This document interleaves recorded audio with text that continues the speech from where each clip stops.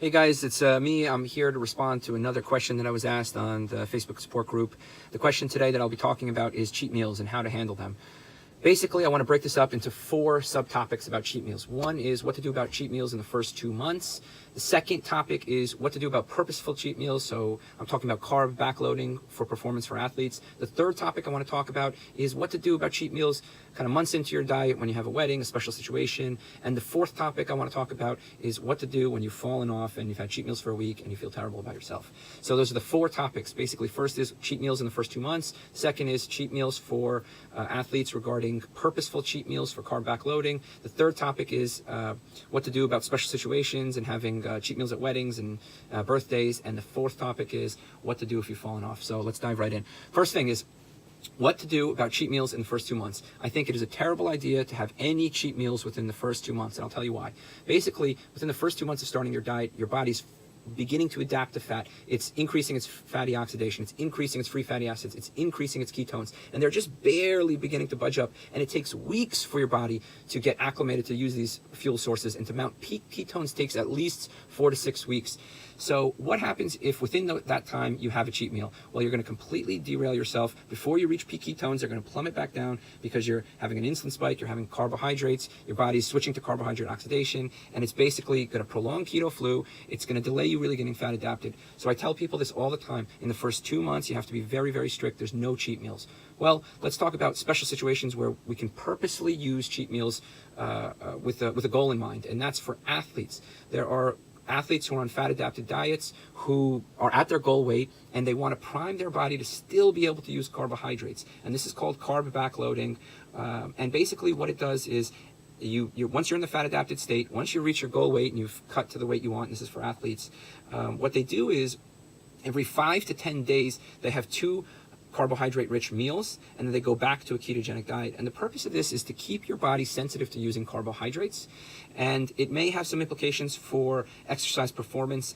There's no significant data on this that it's beneficial. There's no huge head-to-head studies, but there's plenty of anecdotal evidence that in athletes who have reached their goal weight that it may actually help.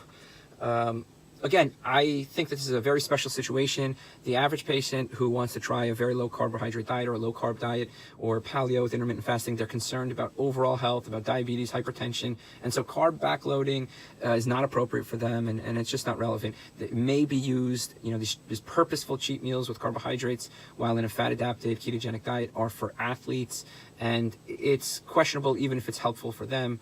There's plenty of data that you don't even need carbohydrates to perform at a very high intensity level with exercise. So I'm going to give that a big fat no. So that's 2 no's so far. No cheat meals during the first 2 months. No carb backloading for a majority of people. Now, the third topic we were talking about is special situations. So what do you do when you have a cheat meal at a wedding, or you're on vacation and you have some wine and you have cake? Well, I think the best approach then is basically the next day, do some intermittent fasting, fast for the next 16 hours, skip breakfast, skip lunch, and then for dinner, just have a 0 carb dinner, and you'll be back kind of right where you want to be and just go back to that diet. So I think these cheat meals, if they're very minimal, they're of no harm, especially if you're with family, enjoying yourself, enjoying the food.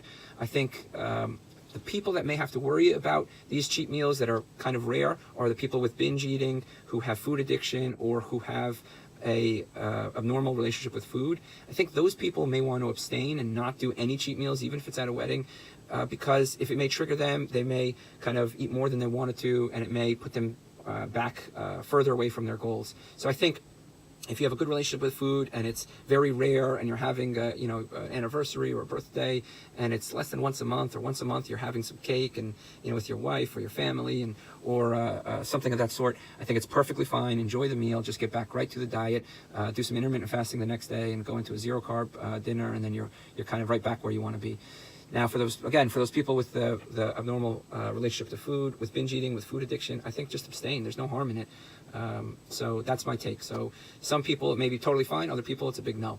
And then the last thing is what to do if you've completely fallen off. You've had days of cheat meals. Well, come back to the ketogenic diet. Come back to the low carb diet or the paleo with intermittent fasting. Whatever you're doing, the vegan keto, whatever diet that you were on, come back to it. Now, if you're coming back to this diet, and I hope you do, what you'll run into is that you may experience keto flu all over again, right? Because after your body has reacclimated to insulin, has reacclimated to oxidizing carbohydrates for energy, you will find that you're gonna experience keto flu. And I found that people who've done low carb diets or ketogenic diets and kind of yo-yoed and gone through it a second time, sometimes the second time is actually worse than the first with regards to keto flu. So just be mindful of that you had a kind of upsetting week, you fell off. Well, get right back to it. There's nothing wrong with it. Who cares about what happened?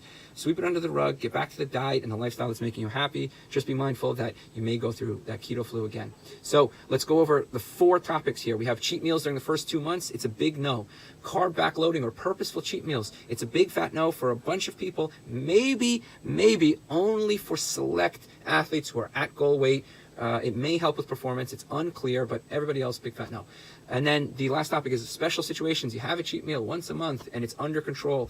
Totally fine. Just get right back to it with the intermittent fasting and a 0-carb dinner, and you're right back where you want to be. If you find that you're having multiple cheat meals kind of consecutively, or you have a abnormal food relationship or a binge eating or food addiction, just abstain. Just don't do the cheat meals. It's not going to help you. And then what to do if you've fallen off completely, cheat meals all week, just get right back to it. Keep calm and keto on. Just remember, you may get that keto flu worse than you did the first time. All right, guys, hope this helps.